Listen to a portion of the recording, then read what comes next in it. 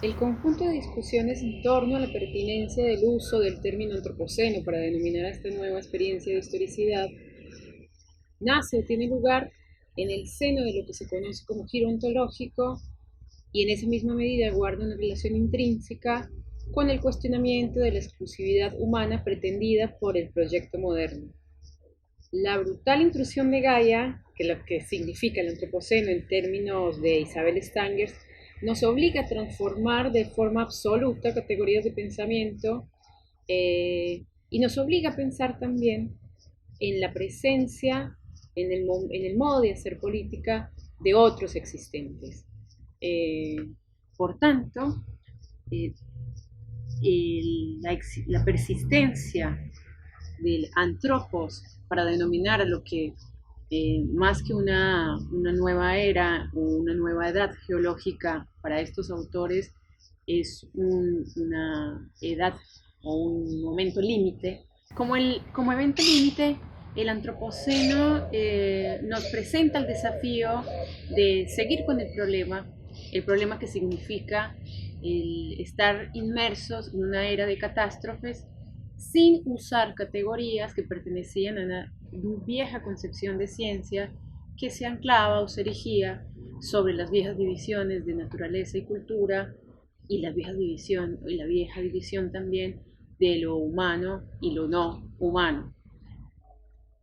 La propuesta de Donna Haraway es continuar haciendo uso de antropoceno como término que tiene todavía una inherencia, todavía tiene cierta resonancia en ámbitos intelectuales de países eh, tecnológicamente más desarrollados, pero caminando hacia una nueva concepción que ella ha llamado o ha titulado el Tzulutzeno, que nos obliga a pensar en no solamente en otras existencias también afectadas por el efecto devastador y acumulativo de las actividades antrópicas sobre el sistema Tierra, sino también de repensar al humano ya no emparentado con el homo, sino emparentado con el humus.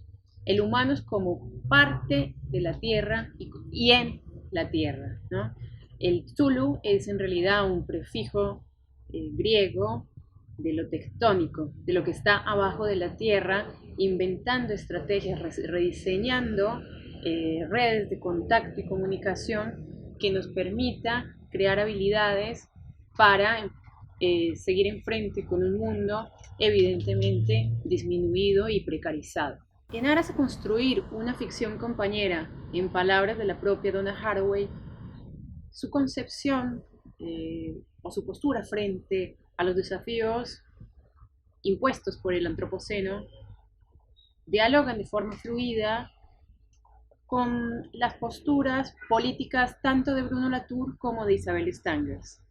La propuesta cosmopolítica de Stanger eh, invita o más bien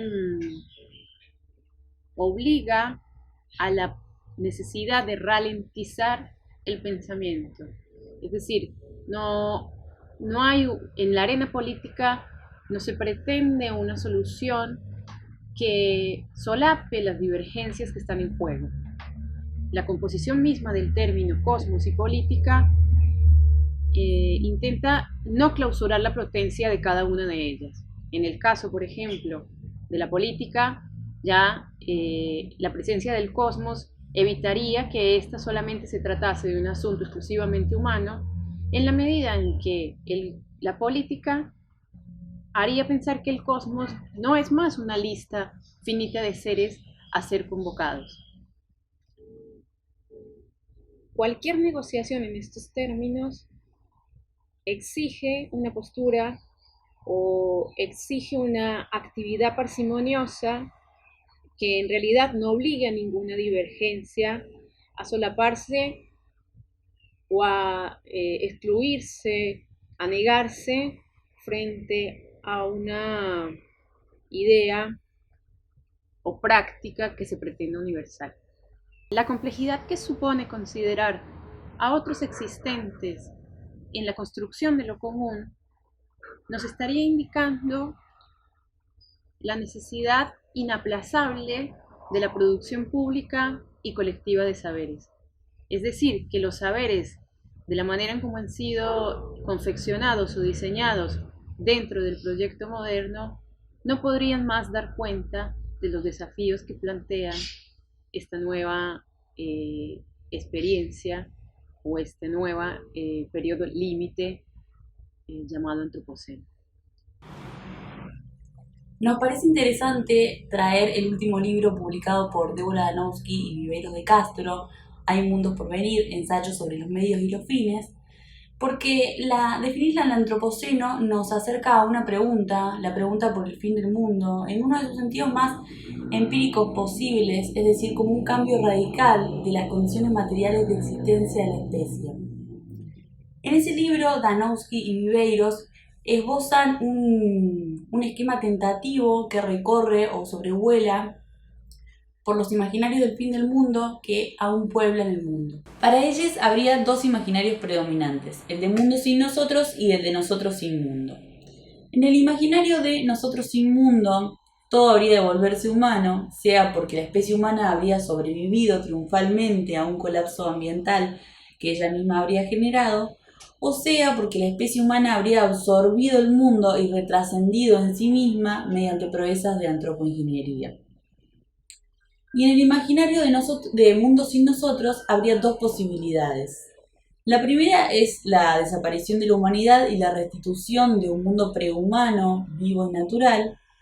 Y la segunda es un mundo más allá de lo humano, donde nada está en esencia vivo y existe en una relación de incomunicabilidad con lo humano.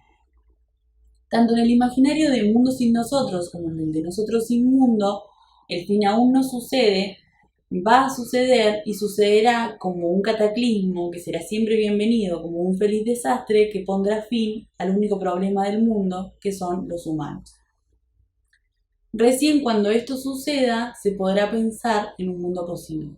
Frente a estos imaginarios, Danowski y Viveiros recuperan las cosmologías de los pueblos indígenas del Amazonas en una propuesta que van a llamar perspectivismo amerindio.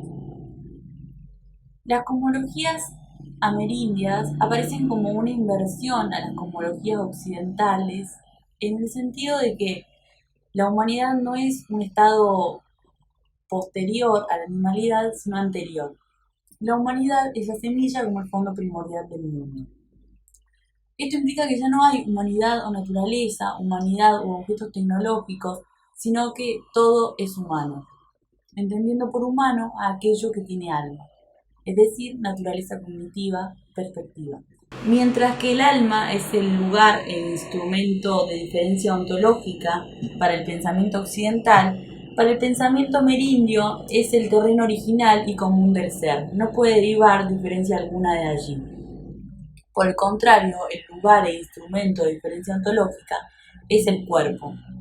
La concepción amerindia supondría una unidad espiritual y una diversidad corporal, o en otras palabras, una sola cultura y múltiples naturalezas. Lo que llamaríamos mundo natural o mundo en general en el pensamiento amerindio es una multiplicidad de pueblos o tipos de gentes intrínsecamente conectadas. El etnocentrismo occidental consiste en dudar si los otros tienen la misma alma que ellos, mientras que el etnocentrismo amerindio consiste en dudar si los otros tienen el mismo cuerpo que ellos. Cada especie se ve a sí mismo como humana, pero no ve a las otras especies como tales. Lo que ve de sí mismo es su alma o virtualidad humanoide, mientras lo que ven las otras especies es su forma corporal o cuerpo.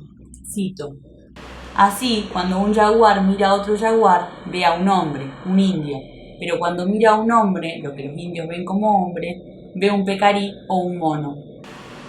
La humanidad es una condición universal y una perspectiva autorreferencial.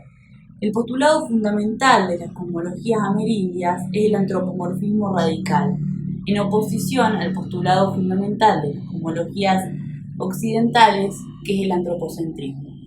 Las cosmologías amerindias son recuperadas entonces por Danowski y Viveiros como un gesto de fuga del diagnóstico total que es el antropoceno. es un esfuerzo por volverse otro a partir de la redefinición empírica de lo humano y el mundo. Se trata de pensarnos con el antropoceno, diría Haraway, en otras vinculaciones y composiciones posibles que se escapen del foco extractivista y antropocentrista. Además de las implicancias ontológicas que ha generado y con las que ha dialogado el concepto de antropoceno, podríamos nombrar también ciertas consecuencias epistemológicas, principalmente vinculadas a la categoría de lo humano, a la de naturaleza en segundo lugar, y en tercer lugar a las escalas a través de las cuales realizamos ciertos análisis y estudios. Respecto al primer punto, Bruno Latour nos habla de una descomposición de la humanidad porque dice que el antropoceno desplaza al humano una vez más hacia el centro por la capacidad de agencia que tiene respecto del sistema Tierra, pero al mismo tiempo lo desplaza hacia afuera por la falta de conciencia que tiene respecto de esto. Por otro lado, las revoluciones tecnológicas han acelerado ciertos procesos que no nos permiten ya distinguir tan fácilmente, diferenciar entre los humanos y las tecnologías que los mantienen y los reproducen. Por eso es cada vez más difícil pensar estrictamente dentro de lo humano y se requiere conocer más allá de ese concepto, tener una comprensión relacional, podría decirse, que supere las divisiones entre lo humano y lo no humano, entre el sujeto y el objeto, entre otras categorías que han encasillado nuestro pensamiento y que hoy requieren de una extensión. Ahora, para referirnos a la naturaleza particularmente, el antropoceno nos ha retado a superar los modelos pasados de la ecología a través de los cuales se observaba, se estudiaba la naturaleza. ¿Y eso por qué? Porque hoy nos vinculamos con una naturaleza acelerada que ha solapado distintos procesos, que ha dado lugar a ciertos ensamblajes que emergen y que cada vez se hacen más explícitos, se hacen más evidentes. Entonces, a la vez, teniendo en cuenta la existencia de una tecnosfera, es decir, teniendo en cuenta los desarrollos tecnológicos, ya no podemos hablar de una naturaleza pura, sino es mejor en este caso comenzar a abarcarla, a comprenderla como una naturaleza recompuesta. Ya no podemos pensar por separado ni a lo humano con la naturaleza, ni tampoco a lo social, a lo tecnológico de la naturaleza.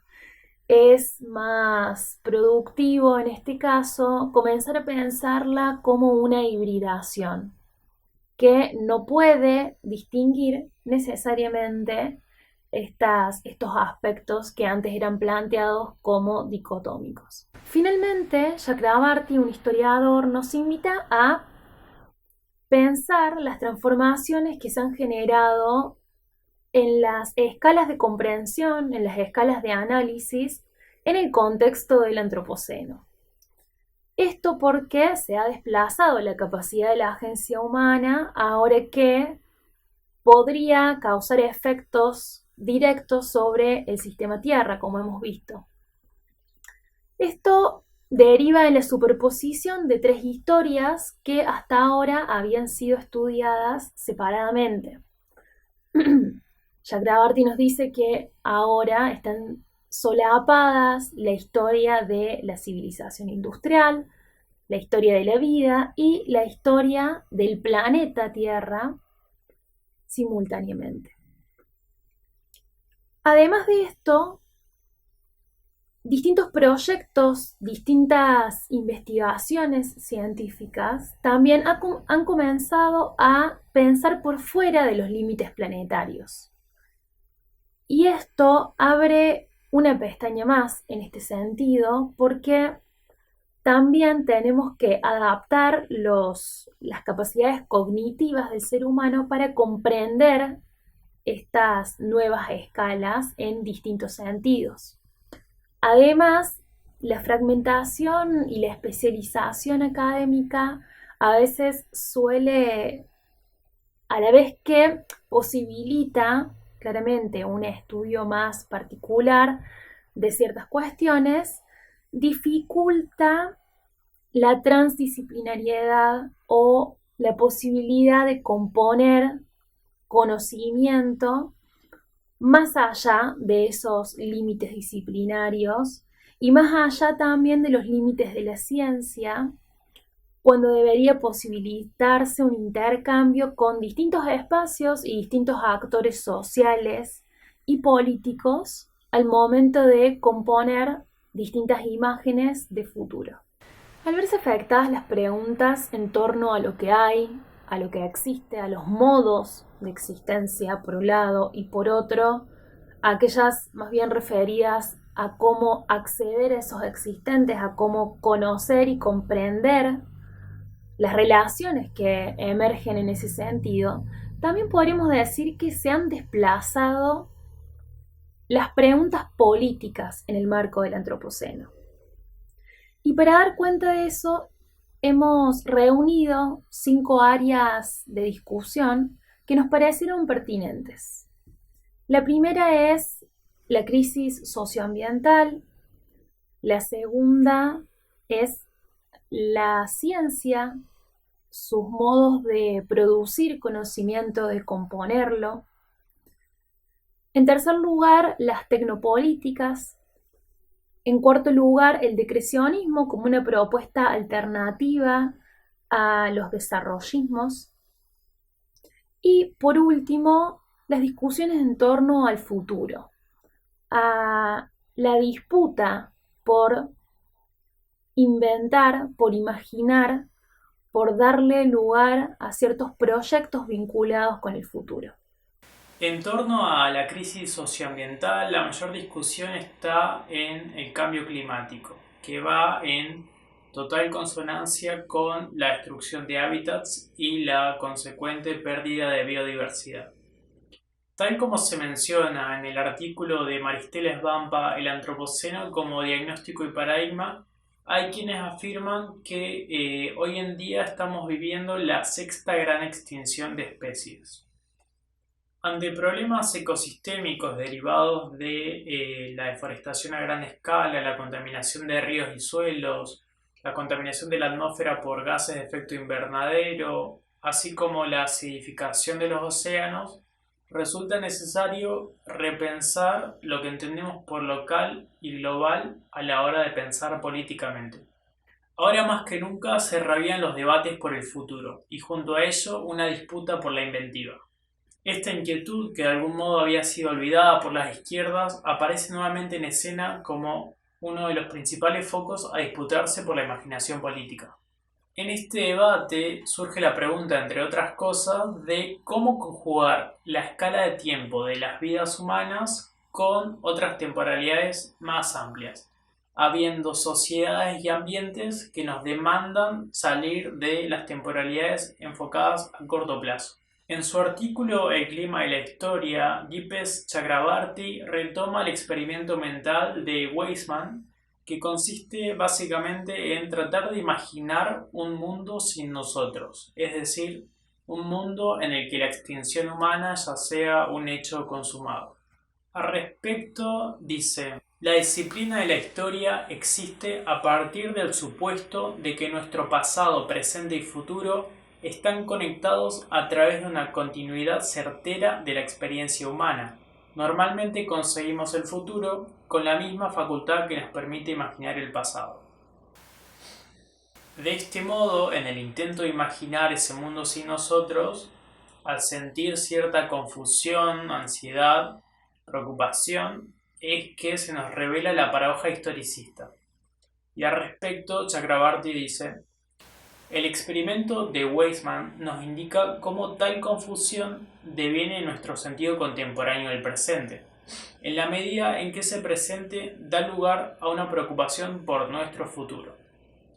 Así, para Weismann, nuestro sentido histórico del presente se ha vuelto profundamente destructivo de nuestro sentido general de la historia. En cuanto al quehacer científico, cada vez son más propensas las teorías y metodologías transdisciplinarias, ya que resulta cada vez más importante aspirar a cierta transversalidad que nos permita comprender, componer e intervenir en los diferentes campos y dimensiones de lo socioambiental. El modelo disciplinar tradicional del conocimiento científico, caracterizado por producir ramas disciplinares inconexas entre sí, resulta insuficiente hoy en día a la hora de preguntarnos cómo habitar la biosfera y qué estrategias darnos para inventar el futuro. Es en esta cuestión que resulta cada vez más conveniente recurrir a métodos de coinvestigación y de ciencia abierta. En su artículo Cosmopolíticas, Isabel Stengers comenta sobre la ecología política. Ante todo, tengo que destacar el desafío formidable que constituye en sí misma la idea de una producción pública, colectiva, de saberes en torno a situaciones que ninguna experticia particular basta para definir y que requiere de la presencia legítima, activa, objetora y propositiva de todos los concernidos. Por otro lado, vemos cómo en la actualidad los avances tecnológicos, donde se incluye la inteligencia artificial y la robótica, van tomando lugar en la vida del mundo. Si bien en el sentido común se suele asociar tecnologías con capitalismo, de la mano de, por ejemplo, los aceleracionistas, surge la pregunta de si podemos imaginar tecnologías no orientadas por las fuerzas capitalistas. Acá es donde aparece la discusión de cómo llevar adelante una transición energética que nos permita dejar atrás las fuentes no renovables para pasar a fuentes de energía sustentables como la energía eólica, solar, geotérmica y otras. Otras tensiones tecnopolíticas se derivan de la pregunta ¿qué es lo humano?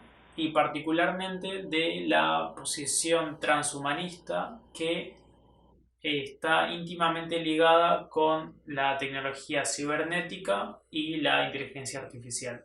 En el libro Hay un mundo por venir, de Débora Danowski y Eduardo Viveiros de Castro, aparece la discusión por esas preguntas del tipo antropológico y tecnopolítico. De estas preguntas se derivan diferentes posiciones, entre las cuales las principales se hallan el perspectivismo amerindio, el antihumanismo y el transhumanismo.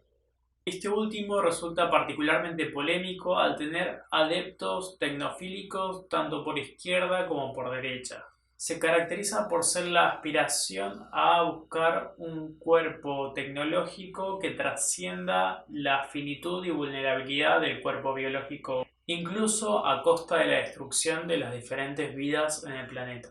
En las discusiones económico-ecológicas aparecen las ideas de postdesarrollo y decrecionismo que vienen a cuestionar los modelos sistémicos que nos trajeron a la crisis actual.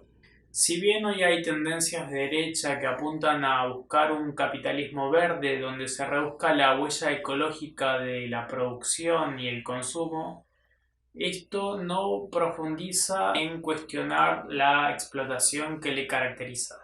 Por otro lado, en los movimientos de izquierda, feminismos y de resistencia en general, se va un paso más adelante y se debaten los modelos de consumo, de producción y horizontes populares en general. En estas discusiones entra el fuerte cuestionamiento de los paradigmas del progreso y desarrollo tal como fueron llevados adelante por los estados modernos occidentales, es decir, bajo la idea de naturaleza como una fuente de recursos infinita a ser explotada. Sobre esto, Viveiros de Castro comenta en su texto titulado Cosmopolítica lo siguiente: el desarrollo es siempre supuesto como una necesidad antropológica, precisamente porque supone una antropología de la necesidad.